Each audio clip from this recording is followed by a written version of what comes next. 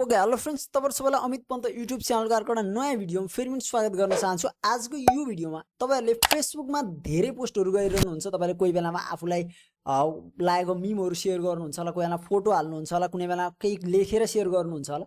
तर कतिपय अवस्थामा यस्ता कुराहरु आउँछन् कि हामीले सबै पोस्ट सबै व्यक्तिहरुलाई देखाउनलाई अब त्यो अलिकति तपाईलाई अनकम्फर्टेबल फिल हुन सक्छ। अर्थात् हामी चाहन्छौं कि कुनै पर्टिकुलर व्यक्तिले चाहिँ त्यो मेरो पोस्ट नदेख्दियोस्, अथवा तपाई यस्तो चाहनुहुन्छ कि कुनै व्यक्तिले चाहिँ लाइफ टाइममा मेरो मैले जति पनि पोस्टहरु हाल्छु त्यो पोस्टै नदेखोस्। तर तपाईले उहाँलाई अनफ्रेन्ड पनि गर्न सक्नुहुन्न अथवा ब्लक पनि गर्न सक्नुहुन्न। तर तपाई यो चाहिँ चाहनुहुन्छ कि उहाँले तपाईको कुनै पनि पोस्टहरु नदेखोस्। त्यसको लागि के गर्न सकिन्छ आजको यो भिडियोमा तपाईलाई मैले बताउने छु। सो यो भिडियोलाई लास्टसम्म हेर्नु होला। म तपाईलाई आजको यो भिडियोमा कसरी कुनै पर्टिकुलर व्यक्तिलाई कुनै एउटा पोस्ट अथवा आफूले भविष्यमा जति पनि पोस्टहरु गरिन्छ ती पोस्टहरु कसरी नदेखिने बनाउने त्यसको बारेमा बताउने छु। So let's begin the video. Okay, अब तपाईले चाहिँ सिम्पल सुरुमा तपाई आफ्नो फेसबुकलाई ओपन गर्नु र फेसबुकलाई ओपन गरेर तपाई आफ्नो प्रोफाइलमा जानु। मतलब यहाँ ट्रिपल बार छ जुन, यसमा क्लिक गरेर तपाई आफ्नो प्रोफाइलमा जानु। केही सिम्पल यसले केही गाह्रो भएन। र यसपछि आइसकेपछि जुन पोस्ट तपाई आफ्नो साथीलाई देखाउन चाहनुहुन्न, अर्थात् तपाई जुन चाहिँ पोस्ट त्यो पर्टिकुलर व्यक्तिले चाहिँ नहेर्दै हुन्थ्यो त्यो चाहनुहुन्छ, त्यो व्यक्तिले त्यो पोस्ट नदेखाउनको लागि चाहिँ तपाईले कुनै पनि पोस्ट जुन पोस्ट तपाईले देखाउन चाहनुहुन्छ। सपोज म यो एउटा मेरो पोस्ट छ यहाँ अगाडिपट्टि र यो पोस्ट म एउटा पर्टिकुलर साथीलाई देखाउन चाहन्न भने म यसमा ट्रिपल बारमा क्लिक गर्छु र ट्रिपल बारमा क्लिक गरेर यहाँनिर एडिट प्राइभेसी भन्ने छ र एडिट प्राइभेसीमा गएर तपाईलाई चाहिँ यहाँनिर गएर फ्रेन्ड एक्सेप्ट भन्ने बटन देख्नुहुन्छ। सो यसमा क्लिक गर्नु र यहाँ गएर तपाईले सर्च गर्नु। सपोज मैले चाहिँ मेरो यहाँनिर अर्को अकाउन्ट छ। सो मैले पहिला केही कामको लागि धेरै अकाउन्टहरु क्रिएट गरेको थिएँ। सो सिम्पल मैले कुनै पनि एउटा अकाउन्टलाई चुज गर्छु, मैले डन गरिदिन्छु र यति गरेर मैले चाहिँ यहाँनिर अब डन सेभ गर्दै भने मेरो यो फोटो यहाँनिर तपाईले देख्नुहुन्छ यहाँ सेटिङको साइन आउँछ र यो सेटिङको साइन अर्थ के हुन्छ भन्दा तपाईको चाहिँ त्यो पर्टिकुलर अथवा केही व्यक्तिहरुलाई चाहिँ हामीले छानिएको व्यक्तिलाई मात्र यो पोस्ट देखिन्छ। अब तपाईले जसलाई सिलेक्ट गर्नुभयो त्यो व्यक्तिलाई चाहिँ यो पोस्ट देखिदैन।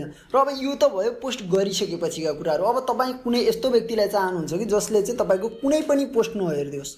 मतलब तपाईले जति पनि पोस्ट हाल्नुहुन्छ फ्युचरमा, अब आज हैन अब बेलुका हाल्नु होला, भोलि हाल्नु होला, पर्सि हाल्नु होला, यदि तपाई त्यो चाहनुहुन्छ अर्थात् तपाईको पोस्ट कसैले पनि नहेर्दियोस् त्यो चाहनुहुन्छ भने त्यसको लागि के गर्ने? त्यसको लागि सिम्पल पहिला सुरु गरेर तपाईले त्यो व्यक्तिलाई सर्च गर्नु। त्यो व्यक्तिलाई सर्च लिस्टमा गएर त्यो व्यक्तिलाई सर्च गर्नु। त्यसको लागि म सपोज यहाँनिर अमित पन्त लेखेर मैले सर्च गरेँ र मेरो आफ्नै अकाउन्ट खोल्छु। म अरूको अहिले यहाँ खोलेर देखाउन चाहिन। सो मैले यो अकाउन्ट खोलेँ र यो अकाउन्ट खोलिसकेपछि म चाहिँ यो प्रोफाइललाई अथवा यो अकाउन्टलाई चाहिँ म मेरो कुनै पनि पोस्ट नदेखियोस् भन्ने चाहन्छु। मेरो सेकेन्ड अकाउन्ट छ यो। सो मैले त्यसले देखाउँदैछु तपाईहरुलाई र यो चाहन्छु भने तपाईले चाहिँ यहाँनिर ट्रिपल बारमा क्लिक गर्नु। सुरुमा आएर यहाँनिर तपाईले जुन साइडमा देख्नुहुन्छ प्रोफाइलमा आइसकेपछि र यो ट्रिपल बारमा क्लिक गरिसकेपछि तपाईले यहाँ माथिपट्टि फ्रेन्ड्स भन्ने देख्नुहुन्छ र यहाँनिर फ्रेन्ड्समा गइसकेपछि यहाँनिर तल यहाँ तपाईले देख्नुहुन्छ कसैको चाहिँ अगाडिपट्टि नै आउँछ यहाँ डाइरेक्ट तपाईको एडिट फ्रेन्ड लिस्ट भन्ने। सो सिम्पल मेरो चाहिँ यसमा छ एडिट फ्रेन्ड लिस्ट भन्ने है। अब तपाईले यसमा चाहिँ एडिट फ्रेन्ड लिस्टमा जानुभयो भने तपाईले यहाँनिर लास्टमा एउटा रेस्ट्रिक्टेड भन्ने अप्सन देख्नुहुन्छ। यदि तपाईले चाहिँ यो रेस्ट्रिक्टेड बटनलाई क्लिक गरेर ओके गर्नुभयो भने तपाईको फ्युचरका अथवा तपाईले जुन सुकै पोस्ट अब हाल्नुहुन्छ त्यो पोस्टको नोटिफिकेसन पनि जाँदैन र त्यो पोस्ट देखाउँदा पनि देखाउँदैन।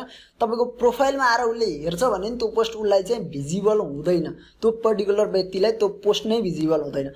सो यो चाहिँ थियो आजको लागि भिडियो टपिक। होप तपाईलाई राम्रो लाग्यो। यदि राम्रो लाग्यो भने अवश्य पनि लाइक गर्नु, च्यानललाई सब्स्क्राइब गर्नु र यस्तै ट्रिक्सहरु लिएर आजको देखि यो च्यानलमा तपाईलाई म रेगुलर भिडियो लिएर आउने छु।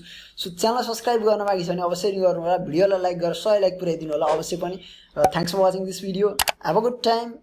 जय नेपाल।